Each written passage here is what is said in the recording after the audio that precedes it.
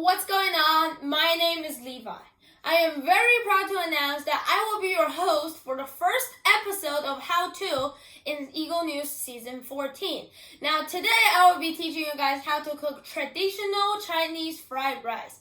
And some of you right now are probably saying, Levi, I don't know what fried rice is. Well, that's okay because here's a quick montage of the delicious food we'll be cooking today. Warning! The following montage may contain pictures of extreme tastiness that may result to drooling.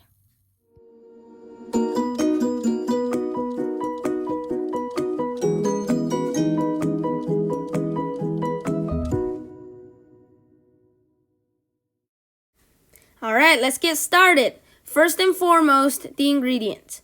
You're going to need cooked rice, 4 raw eggs, sausage bits, spiced shrimp, a bag of peas, and carrots cut into little pieces. You guys ready? I know I am. Step 1. Pour oil into the pan. Then, mix your 4 raw eggs with the tools you're most comfortable with until it stabilizes. Step 2. Put the egg inside the pan. Stir the egg until it forms a solid state. Then take it out and put it in a bowl. Step 3. Put the following 3 items in the pan and mix. Sausage bits, carrot bits, and finally peas. These have to be done in this order. Step 4. Squirt in stir-fry sauce, sprinkle in a reasonable amount of salt, and then put in flavor powder. These also have to be done in this order. Step 5. Put the eggs inside the pan. Cut it and mix it evenly with the sausages, peas, and carrots. Alright, we're getting there. Step 6. Put the rice in with the rest of the ingredients.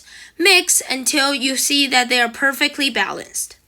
And last but not least, put in the spiced shrimp, which have to be spiced so it can taste fresh. Mix until the shrimp is no longer raw. And we are done. Check out the finished product.